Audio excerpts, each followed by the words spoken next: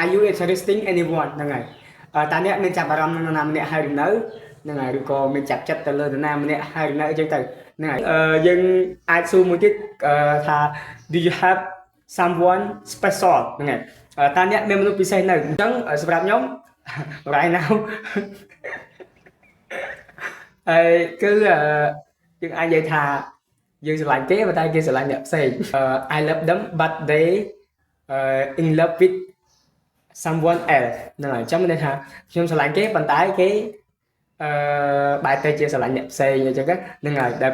ហើយគេភាសាខ្មែរយើងគេហៅថាស្រឡាញ់គេម្នាក់ឯងហ្នឹងហើយ Hello ជម្រាបសួរបងប្អូនទាំងអស់គ្នាបាទថ្ងៃនេះខ្ញុំនឹង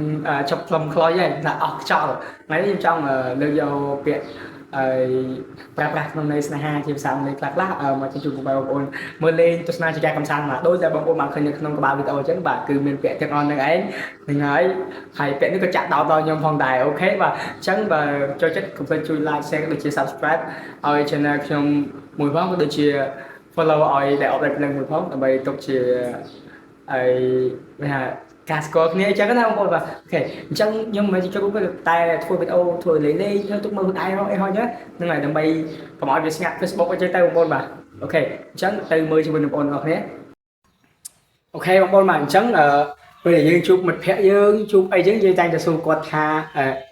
មានលួចឆ្លាញ់នរណាម្នាក់នៅអីចឹងណាហ្នឹងអញ្ចឹងយើងគួរសួរថាម៉េចទៅវាល្អសំណួរវាមានច្រើនបងប្អូនបាទអញ្ចឹងយើងអាចសួរគាត់បានថាបែបនេះហើយ Are you interesting any woman ហ្នឹងក៏បានហ្នឹងតាអ្នកមានចាប់អារម្មណ៍នឹងនារីណាម្នាក់នៅតាអ្នកមានចាប់អារម្មណ៍នឹងនារីណាម្នាក់ទេអញ្ចឹងទៅអូខេអញ្ចឹងពាក្យសំណួរមួយទៀតគឺយើងអាចសួរបានថាបែបទន់ភ្លន់មានស្នាមញញឹមអញ្ចឹងហ្នឹងហើយអញ្ចឹងយើងសួរគេថា Are you interesting anyone ហ្នឹងហើយតាអ្នកមានចាប់អារម្មណ៍នឹងនរណាម្នាក់ហើយឬនៅហ្នឹងហើយឬក៏មានចាប់ចិត្តទៅលើនរណាម្នាក់ហើយឬនៅអញ្ចឹងទៅហ្នឹងហើយយើងសួរទៅគឺសំណួរអានេះគឺលយបងប្អូនបាទអញ្ចឹងហើយមួយទៀតគឺយើងអាចសួរថាdo you have someone you like ហ្នឹងហើយ do you have someone you like តាអ្នកមានចូលចិត្តនរណាម្នាក់ហើយនៅអញ្ចឹងទៅឬមួយក៏យើងអាចដូរពី like មកដាក់ពាក្យថាdo you have someone you love អញ្ចឹងមកហ្នឹងហើយយើងទៅអង់គ្លេសយើងចេះបបែកយកខ្លួនឯងបងប្អូនមិនមែនខ្ញុំអ្នកចេះអីទេប៉ុន្តែខ្ញុំលួចមើលគេខ្លះសួរគេខ្លះអញ្ចឹងហ្នឹងហើយយើងអាចប្រើទៅare you interesting any woman ក៏បានare you interesting anyone ក៏បានអូខេអញ្ចឹងយើងអាចសួរមួយទៀតថា do you have someone special ហ្នឹងហើយតាអ្នកមានមនុស្សពិសេសនៅយូរទៅគឺយើងរៀនឲ្យច្រើនហ្នឹងនៃវាដូចគ្នាទេតែយើងរៀនឲ្យច្រើនយើងនិយាយទៅឲ្យវា cool ឲ្យវា cool ក៏មកច្រើនណាស់តែពិតអត់មានចេះអីហងចេះតែប៉ុណ្្នឹងហ្នឹងហើយបើដូចខ្ញុំរៀននិយាយច្រើនតែបងរៀនថ្ងៃហ្នឹងហើយស្អែកឡើងភ្លេចអស់លីងចឹងគេសួរយើងអញ្ចឹងសំណួរនេះគេសួរមកកាន់ខ្ញុំច្រើនខ្លាំងមែនតើឲ្យទៅជប់សួរជើងផ្សេងអ៊ំថាអាយស្មោះណាតូនអញនៅរំកាត់ថាអីគាត់និយាយចឹងណាយើងមិននេះយើងនិយាយតាមគាត់តែអធិស្ឋានមុនបាទហ្នឹងហើយគាត់និយាយចឹងមែនហ្នឹងហើយអញ្ចឹងសម្រាប់ខ្ញុំ right now ហើយគឺយើងអាចនិយាយថាយើងស្រឡាញ់គេប៉ុន្តែគេស្រឡាញ់អ្នកផ្សេង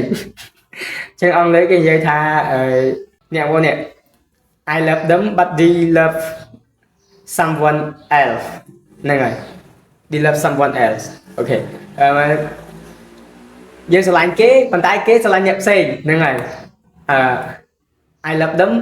but they love someone else ខ្ញុំស្រឡាញ់គេតែគេស្រឡាញ់អ្នកផ្សេងអញ្ចឹងយើងអាចនិយាយពាក្យមួយទៀតក៏បានមានន័យថាវារៀងវែងជាងនឹងបន្តិចI love them but they in love with someone else ហ្នឹងហើយអញ្ចឹងមានន័យថាខ្ញុំស្រឡាញ់គេប៉ុន្តែគេបែរទៅជាស្រឡាញ់អ្នកផ្សេងអញ្ចឹងហ្នឹងហើយដែលហើយគេភាសាខ្មែរយើងគេហៅថាស្រឡាញ់គេម្នាក់ឯងហ្នឹងហើយអញ្ចឹងស្រឡាញ់គេម្នាក់ឯងបងប្អូនខ្លះខ្ញុំលើមិត្តភក្តិខ្ញុំគាត់និយាយថា I love them alone ស្រឡាញ់តែគេម្នាក់ឯងហើយគេម្នាក់ឯងតែប៉ុន្តែពាក្យហ្នឹងនិយាយទៅត្រូវស្ដាប់បាននេះគ្នាប៉ុន្តែវាមិនត្រូវទាំងស្រុងទេមានន័យថា I love them alone ហ្នឹងគឺគេប្រើសម្រាប់នេះទេបងប្អូន I love them alone មានន័យថាយើងស្រឡាញ់តែម្នាក់នឹងតែម្នាក់គាត់មិនចង់បែកចែកអារម្មណ៍ទៅអ្នកផ្សេងយកចាប់ទៅមានន័យថា I love them alone ស្រឡាញ់តែម្នាក់នឹងមួយដែលអត់មានបែកចែកអារម្មណ៍ទៅអ្នកផ្សេងមានន័យថាស្មោះអ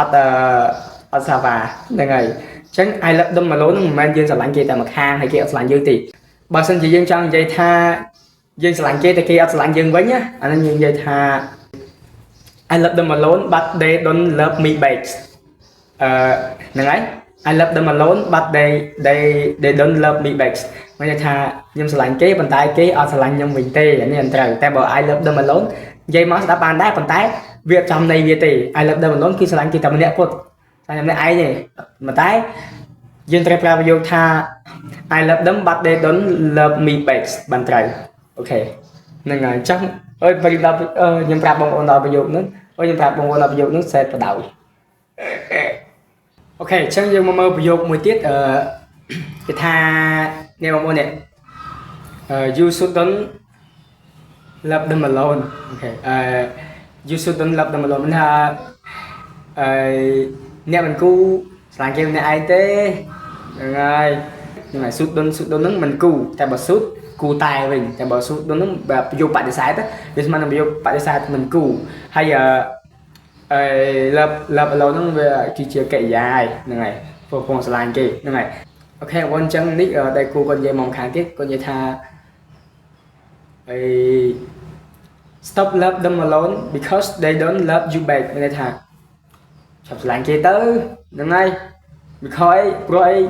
kia là ngại quên đi đừng này chọc bạn chọc tư đừng ngay đúng không cái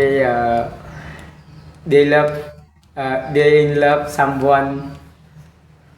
someone else đừng này else khi tài sản nhập xe đó đừng này chấn khả năng kia tọt thì được thà no my life don't have her I cannot live on the world cả từ nhiều word nó nên ngày còn cái chân ấy như này cái thà bà chú vật nhau khuyên đấy nhưng mà ai bên đây được bị phục lông như bản thì chẳng làm được khác cách chân hay còn mà nhóm ở té no nhóm ta xuân ta đi á ta xuân ta đi từ từ ly quay cô pin nè mà mê tàu mê ấy đúng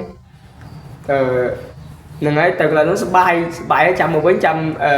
trăm lập đầm lon to tiền ok chắc là video có cứ miền tài và phần này tên một nhưng mà thời trang tên là sao ta thời trang từ việc khác nơi dưỡng dây tích khôi trang dây trang lên trời lớn